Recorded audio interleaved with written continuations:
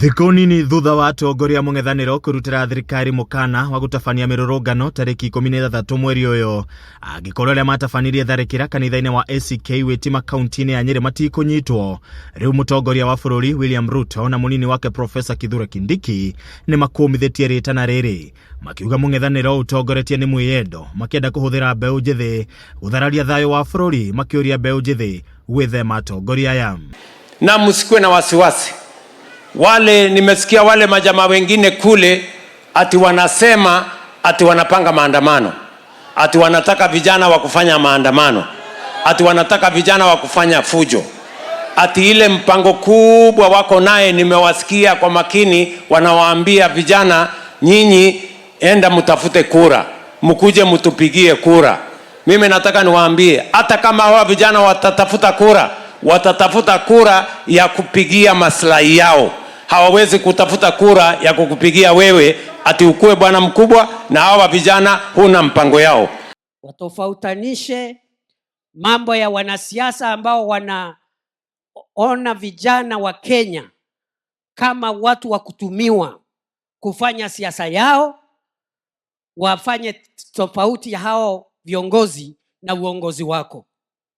Kwa sababu uongozi wako ni wa kutafutia vijana nafasi kama hii ya kufanya biashara na kuwapunguzia gharama ya maisha na kuongeza ajira. Ruto ni oritie mũng'ethanĩro magie na ũndũ mũkinyanĩru wa gũkũria bũrũri, mũno makĩria kũrĩ mbeũ njĩthĩ handũ ha inegene na gũcogera mũingĩ. Mimi nimewauliza na bado hawajanijibu, si ndio? Si wale jamaa nimewauliza nyinyi, sera yenu ni gani? Mpango yenu ni gani? Agenda yenu ni gani? Ati agenda yao ni kuondoa William Ruto. Umefanya application mwenyewe, na hiyo uwe committed kwa mambo ya biashara, kwa sababu umepewa kazi, ajira umepewa, na tunakupa nafasi pia wewe utumie hii nafasi ya kuandika watu wengi. Oho president nĩoete mweke gũtetera ũnyitanĩri wa kĩama kĩa UDA na ODM mbere ya gĩthurano kĩnene kĩa mwaka wa 2027, akiuga bata mũnene nĩ kũnina ũteti wa mũgayũkano na gũthingata ũthii wa nambere, mĩario ĩrĩa ĩnyitĩtwo mbaru nĩ atongoria ngũrani kĩama-inĩ kĩa ODM.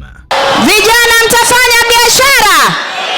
Wale walikuwa wanamuita majina yote, aliyapokea majina yote. Wengine walisema Zakayo, akakubali. Wakasema Kasongo, akakubali. Wakasema majina mengine yote, akakubali. Lakini leo tunamuita nyota. Leo tunamuita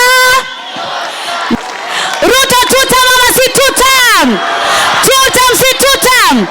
Mara nyingi tunapatiwa pesa, tunaambiwa tengezeni grupu sijui ya watu 50, watu 100, mnapatiwa 50,000, mkigawagawa mnaweza kufanya biashara kila mmoja. Lakini leo kama umepatiwa 50, leo unapata 25, haikati na Fuliza, haikati na M-Pesa, haikati na M-Shwari, ni Hamad Kibindoni. Jamani William, tutatamba na wewe. Hatujawahi ona vijana wakipatiwa hela mfukoni mwao independently. Jamani, hiyo si tutam. We are either going to be part of government or we are going to be forming government. Haya mambo ya opposition tumewaachia wengine, sio?